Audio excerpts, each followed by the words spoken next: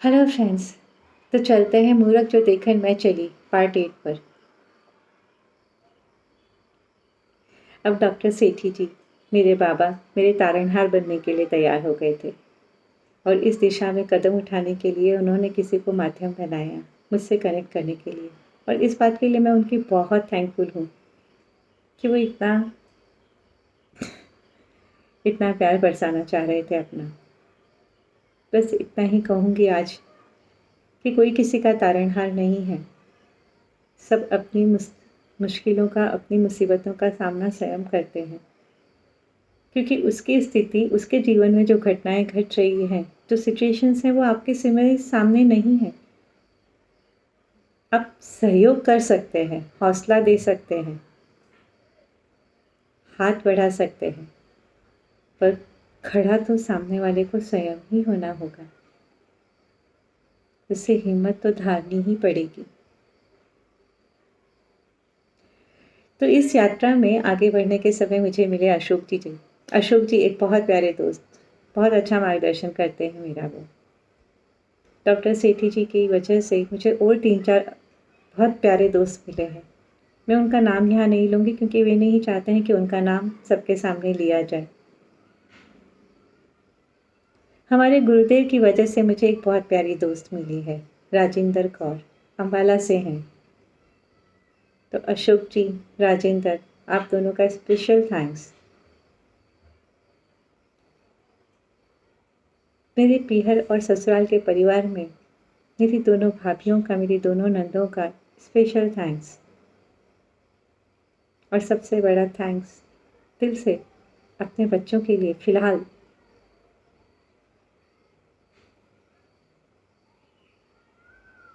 और ये चीज़ें ऐसा नहीं है कि मेरे को इनके साथ ही रहना, ये तो खुद अपनी ज़िंदगी में इतने व्यस्त हैं, कभी कहाँ रहते हैं।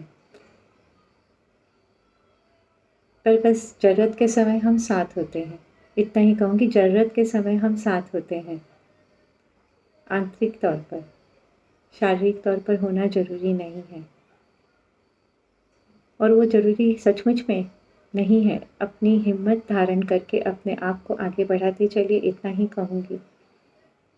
अपना विकास करिए, अपने विकास के बाद अपने परिवार, अपने दोस्तों का विकास करिए और उसके बाद किसी और के बारे में सोचिए। क्योंकि जब तक आपका खुद का पेट भरा नहीं होगा तब तक आप खिलाने की बातें कर सकते हैं और खिलाने का सामर्थ्य आपका टूटता जाएगा, छूटता जाएगा। इस बात को समझ लीजिए।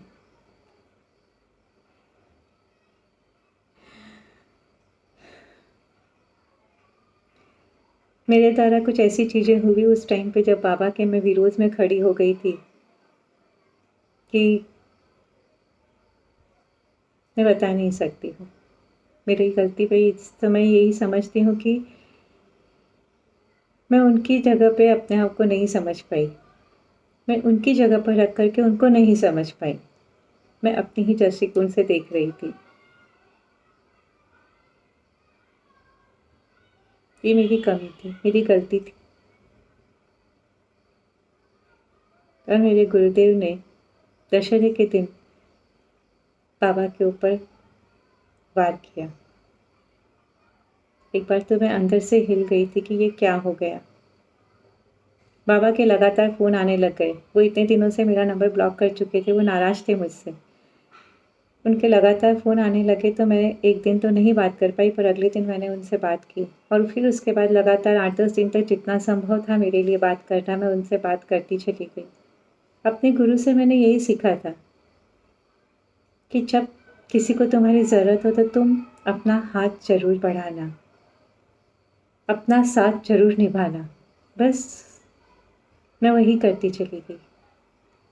और उसके बाद नवंबर के महीने में मैं फ़ेसबुक पर एक्टिव हुई आफ्टर सो मेनी ईयर्स, 10-15 साल के बाद शायद। मुझे याद नहीं कितने साल पहले मैं फ़ेसबुक पर एक्टिव थी। और उसके बाद में अचानक से ऐसे-ऐसे फ़ोन्स और वीडियो कॉल्स और ये सब आने लग गए कि मुझे मेरे टोटल प्रोफ़ाइल डिटेल्स हाइड करने पड़े।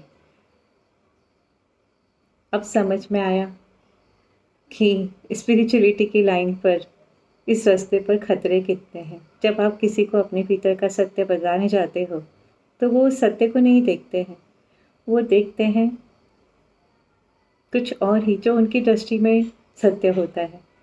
हर एक की दृष्टि अपनी है यहाँ पर, अपने ऊपर ही सीमित, अपनी वासनाओं और इच्छाओं पर सीमित।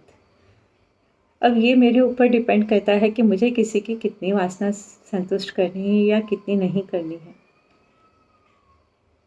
मुझे अपने बारे में सोचना ज़रूरी है, ये मेरी फर्स्ट प्रायोरिटी होनी ही चाहिए।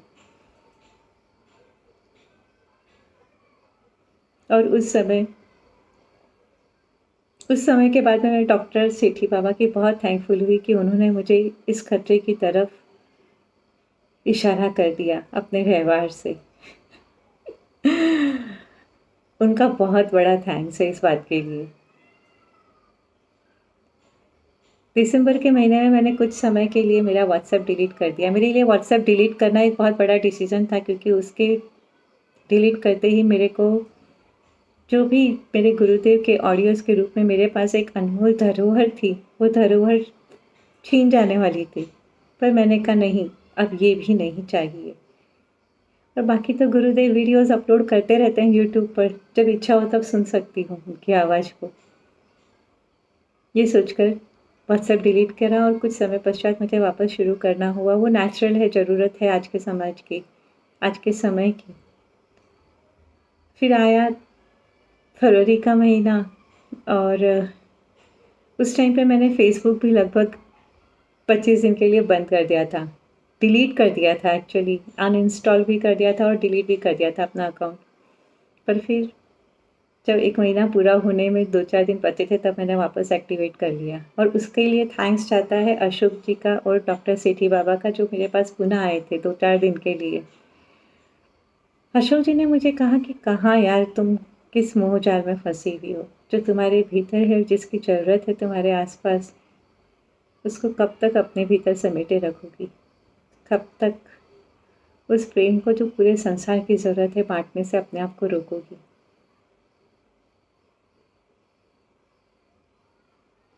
बात उनकी समझ में आई और फिर मैंने वापस से मेरी यात्रा शुरू की और अब वापस से आप लोगों के सामने हूँ। कुछ दिन पहले राजिंदर जी ने मुझे एक मैसेज किया कि आप देखिए यहाँ पर खड़ी हैं। मैंने वो वीडियो देखा जो वीडियो वो मुझे दिखा रही थी, और जब देखा तो मुझे कुछ समझ में नहीं आया। मैंने उन्हें सिर्फ इतना ही किया ऑडियो मैसेज में कि मेरी दृष्टि में ये नहीं सत्य, ये इस तरह का सत्य है। मुझे नहीं मालूम ये क्या कहना चाह रहे हैं जो इस वीडियो में कह रहे हैं। तो वो हंसने लगी कि सेम बात है आप जो कह रही हो, बस भाषा ही तो अलग है। Thank you Rajendra, you gave me that confidence. और उसके पहले से ही मुझे अप्रैल के महीने की शुरुआत से ही मेरी हंसी बढ़नी शुरू हो गई थी। अभी भी मैं लगातार हंसती हूँ और मुझे बैठे बैठे चलते फिरते आंसू अभी भी आ जाते हैं। कोई बड़ी बात नहीं है रोना और हंसना, उसकी वजह है।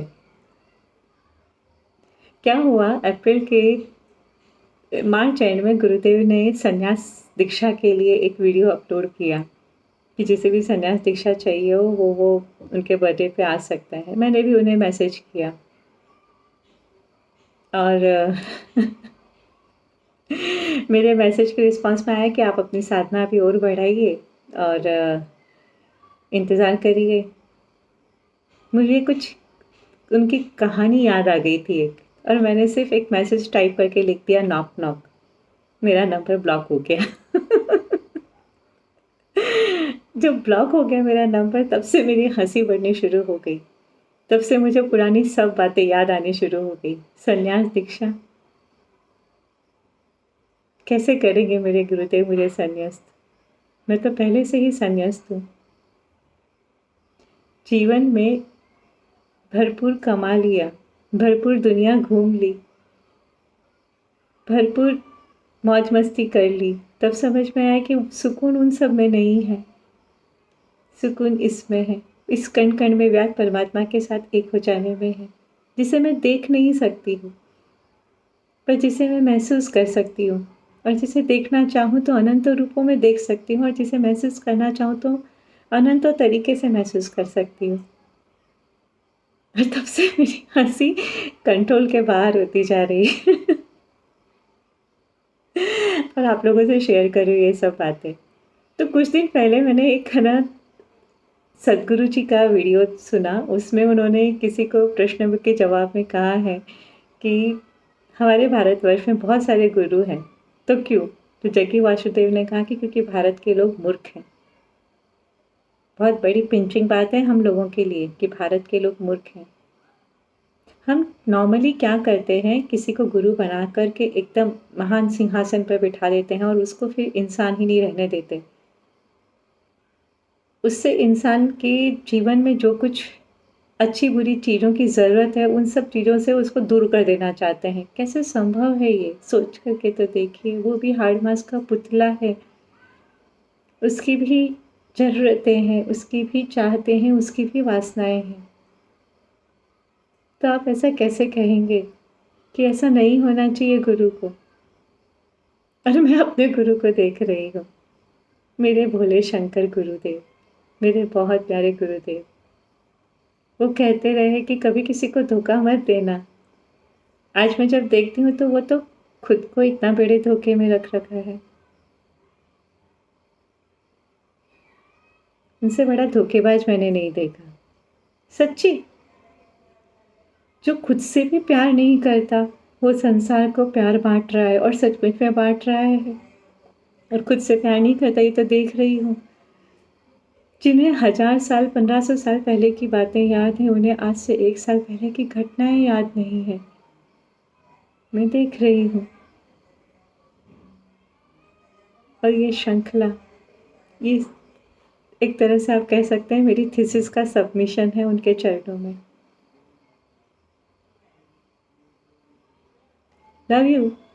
Love you all, keep enjoying, keep sharing, keep evolving, keep educating yourself.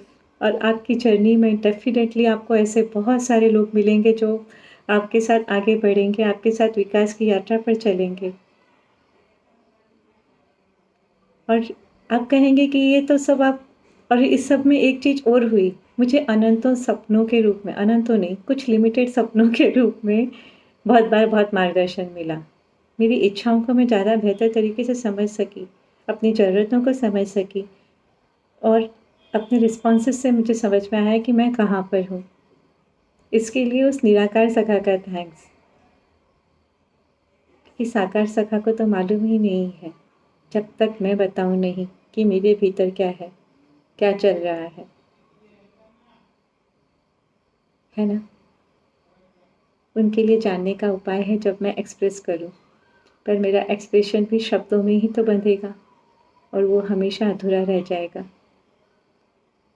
पर जैसे कोशिश वो कर रहे हैं सत्य को अभिव्यक्त करने की, वही कोशिश मैं भी कर रही हूँ। शायद कुछ तो हवाएं बहेंगी, कुछ तो दीपक जल उठेंगे, कुछ तो संसार सचमुच सत्य धर्म की रोशनी से जागृत हो जाएगा। कहते हैं स्पिरिचुअलिटी की लाइन पर चमत्कार होते हैं प्रेम की वजह से। मेरी ज़िंदगी में भी हुए कुछ चमत्कार, वो कभी फिर और। अभी फ़िलहाल बाय बाय।